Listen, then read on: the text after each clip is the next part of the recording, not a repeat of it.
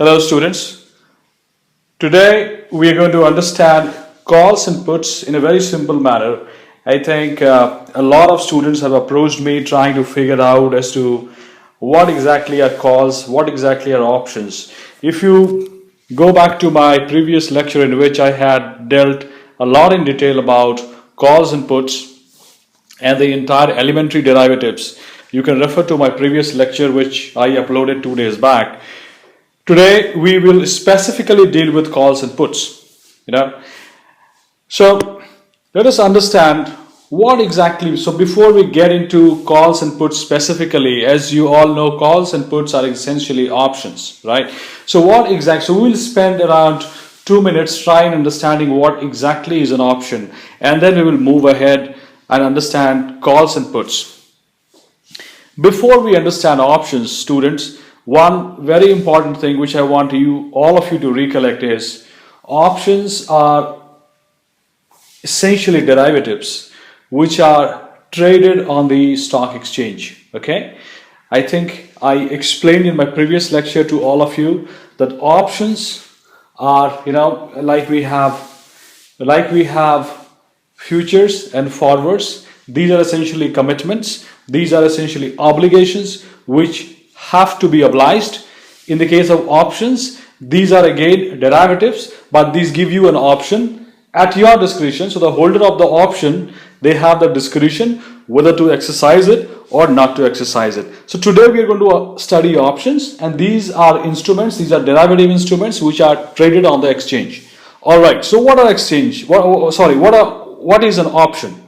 An option holder. So option provides the holder with the right to buy or sell a specified quantity of an underlying asset at a fixed price. And this fixed price is essentially called as the strike price. Okay. So this is a derivative instrument. All right. So derivative instrument which gives the holder the right to buy or sell. So this is an option in which either of the rights could be acquired. So somebody could acquire a right to sell, or somebody could acquire a right to buy. All right, and this is for a specified quantity. So a quantity has to be specified. So it's a fixed quantity. The asset is specified. So there is an underlying asset. The price is specified. So it's a fixed price, right? And there has to be a date, right? So you could exercise it either before the date or at the date. You cannot go beyond the date. So all these are the parameters, characteristics of an option. Now, as I was mentioning in the beginning, since it is a right and not an obligation, the holder can choose not to exercise, right? So you could choose not to exercise at all. There could be situations where exercising the option may not be profitable, and what are the situations in which the option will not be profitable, we will be discussing very shortly. So where it is not profitable, the holder of the right is not obligated to actually exercise it, and in that case the option will just expire. Now there are two types of options. One is a call option and the second is the put option. Now call option gives you a right to buy and a put option gives you a right to sell. We will look at both of these in the subsequent slides. Let's start with call option. Now a call option gives the buyer of the option the right to buy. Okay, so the moment students, you guys get a hang of call option, wherever you recollect we are discussing call option, please understand a call option essentially gives the option or the right to buy. Okay, so the moment the word call option comes in, what we are referring to here is the right to buy. There is an option, right to buy. This right to buy is an option which a call option provides. Okay, now at expiration. Now this is something which I wanted to understand and explain you, that which are the situations in which a call option may not be exercised.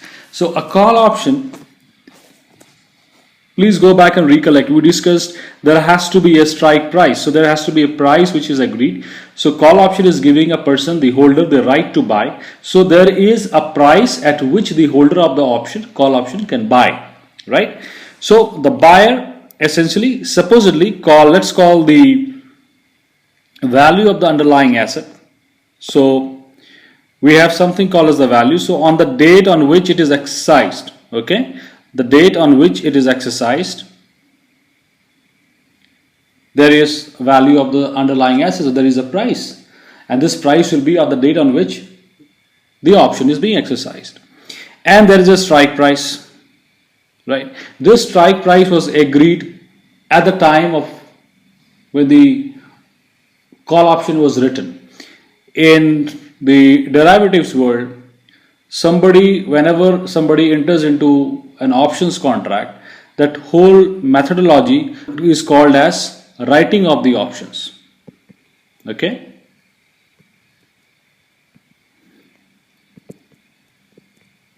So somebody wrote the option, and when somebody wrote the option, there was a clear understanding that the strike price at which the holder of the option will have the right to exercise and buy the underlying asset at a particular price. Now, how will the holder of the option make money? So somebody is holding a call option, right? So say for instance, let us understand this. When do you think a person will get into a call option? A person will get into a call option when the person believes that the share price is going to go up. So somebody when buying the Reliance option, somebody is buying Reliance option, the person believes that share price will go up. So the share price is going to go up, and he currently believes that it would be a good bet to get into options. What will the person do? Let us understand this graphically. Today we are sitting on May 10th. Okay, the share price of Reliance is 900 rupees. Okay, is 900 per share. The person is bullish on Reliance. The person is bullish. What does the person? The person believes that on July 10th, the share price would be 1100 per share. Okay, now this is the situation. Now the person looks and figures out that a call option on Reliance shares is available for rupees 1050 per share for July 10th. Now, because the person believes that the share price is going to go up way beyond 1100, the person is willing to consider and buy option for 1050. Now, what happens when you buy an option? You have to pay a premium, right? So the premium in this case, say for instance, the premium in this case is rupees 10 per share. Okay. Now what happens is, by paying rupees 10 per share, the holder of the call option receives a right to buy shares on July 10th at the rate of rupees 1050 per share. But the belief of the person is the share price will go at least 1100 per share or maybe beyond that. right? Now say for instance, so this is the situation. So here the strike price, which is also refers to as K, is equal to 1050, okay, and the premium pair is rupees 10 per share, okay. Now this is the situation. Now let us understand. Now we are on July 10. What happens on July 10? On July 10 there could be two situations, okay. These two situations are, the share price could be at situation 1, okay. Share price could be at rupees 1100. In this case, the option holder has a right to buy at 1050, so the option holder will buy at 1050, okay, and sell it off for 1100. In this process, the option holder, the call option holder, makes a profit of rupees 50 minus the cost paid for premium, which is 10, which is equal to rupees 40 per share, okay. In another situation, which is situation 2, situation B, the share price could be below 1050. In this case, the person will not exercise, because if the person exercises, there will be a loss, and in this case the call option will go unexercised, and the premium paid, which was rupees 10 per share, is the amount of loss for the call option holder. Now this is exactly what I meant when I said situation in which the call option will be exercised and the situation in which the call option will not be exercised. Now coming back, so let us pay attention here. So what happens is, if the value of the underlying asset S, so the value of the underlying asset S is greater than the strike price K. So what happens, as I gave you the example, the value of the underlying asset, if it goes beyond the strike price, in our case the strike price was 1050, if the value goes above 1050, the buyer will make the difference as a profit, which is S minus K. In our case it was 1100 minus 1050, which was equal to rupees 50 per share. If the value of the underlying asset is S is less than, so in our case the strike price is again 1050. If the underlying S is less than the strike price, so if it is 1040, the buyer will not exercise the option. Is it clear? Alright. Now value of a call increases as the value of the underlying asset increases. So in the case of a call option, as you saw, the value of the option keeps on increasing as the value of the underlying asset increases. The reverse is the case if the value of the call decreases. So students, I was mentioning before we wrap this up, the call options part, let us understand that the value of call options, it will increase as the value of underlying asset increases. Like we saw in our example, as the value of Reliance share, it went beyond the strike price, the value of our option kept on increasing. And if the value of the underlying asset went below the strike price, like in our case, our strike price was 1050. If the value of the underlying asset went below 1050, we would be incurring losses, and the option will not be exercised. Okay, what are the payoffs? We just reviewed in the previous slide. The payoffs is essentially the value of the underlying, which in our example was S. Okay, so S, which if you see here, so you have the strike price and you have the price of the underlying asset. So in our example, the payoff in the case of call option is S minus K, where K is the strike price. Okay, K is the strike price and S is the value of the underlying asset. Okay, and this value we basically mean on the date of the exercise of the option.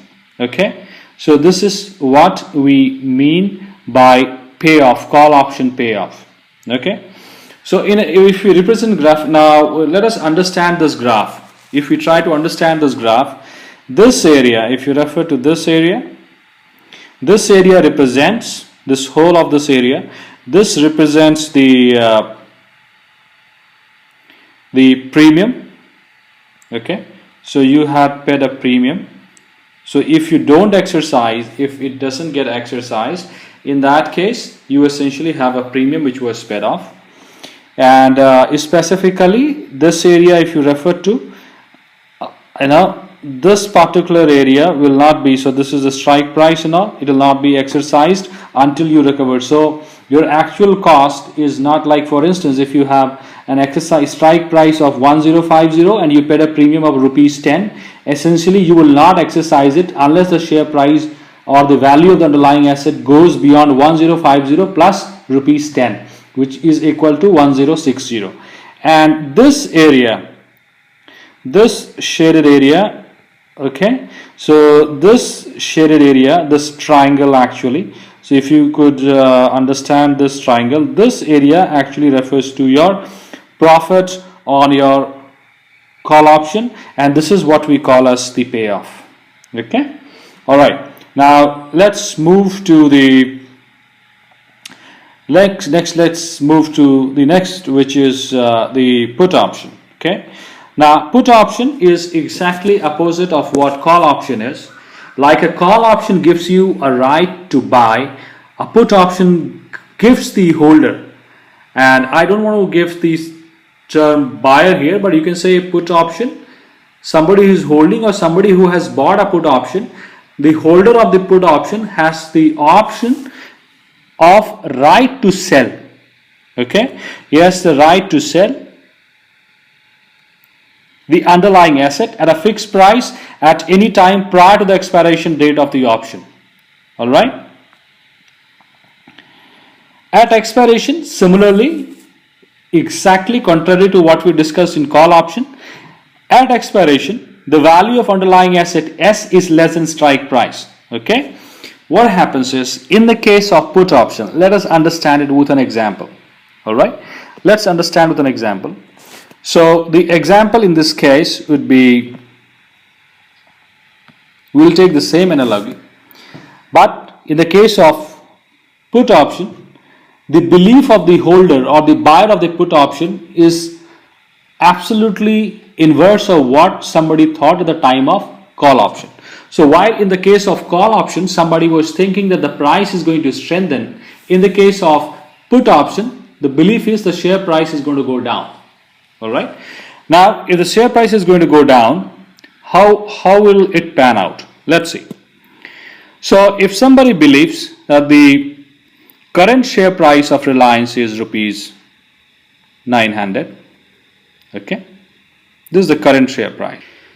Now the person believes that the price after 2 months, so currently we are sitting on May 10th, the person believes that on July 10th the share price is going to go down. Okay, we'll go to 700. On July 10th it will go to 700. The person buys an option, the person buys a put option on the share.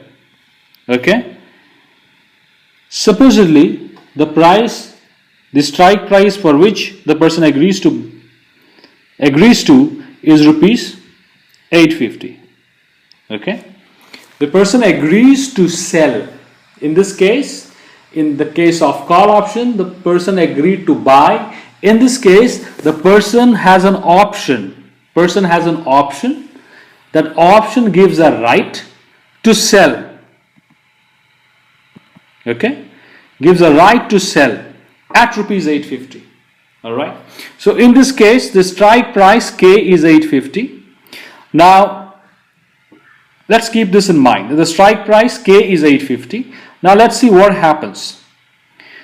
On July 10, following situation could come up. The share price, okay, is actually 700 per share. What will happen is the person in this case will exercise the option. Okay, and the profit is K minus S, which is also called as the payoff. Okay, and the person will pocket the difference. In this case, K is 850. The value of underlying is 700. So the net receipt is 150. The person, of course, also would have paid a premium for acquiring this right. Say the premium was rupees 50. Okay, so the net payoff is 150 minus 50, which is equal to 100. All right. Okay. There could be a reverse situation where the person actually there could be a reverse situation where the share price, the underlying value of the asset or the underlying value of the share is actually at 880. In this case, the option will not be exercised, not exercised. Why? Because the person will incur a loss. All right. Okay. Now let's get back here. So you see the value of the asset. So the payoff in this case is computed in this manner. The payoff is essentially K minus S, and if the strike price, if the value of the underlying asset is less than the strike price, K minus S. If the value of the underlying asset S is more than the strike price, the option is not exercised at all. Okay, let's move on. Let's move forward. So again, I would like you to remember these two takeaways like we did in the previous section. The value of a put decreases as the value of the underlying asset increases, and the value of put increases as the value of underlying asset decreases. Now I explained you how the payoff is computed. It's actually K minus S. I just want you to pay a little bit attention here again. So you have the strike price here, okay, and which in this case is K, okay. So the strike price is K, and the value of the underlying asset S. So what happens is, if the S is in this region, okay, that is the value of the underlying asset is in this region, you will exercise it. Okay, you will exercise it because the option has got a value. Otherwise, if the value of the underlying asset S is in this region, it will not be exercised. Similarly, as in the previous case, this region also represents your premium that you had paid, which is actually loss if it goes unexercised. And this region, this triangular region, the one which I am shading right now, this actually represents the payoff. Okay, and payoff, as you understood in this case, is K minus S. So very simply put, it will only be exercised. A put option will only be exercised if the underlying value is less than the strike price. All right, students, let's move on. I think these are the two important concepts which I wanted to explain and how the options, the values determined, and concepts associated to it, we will discuss in the next lecture. Thanks a lot.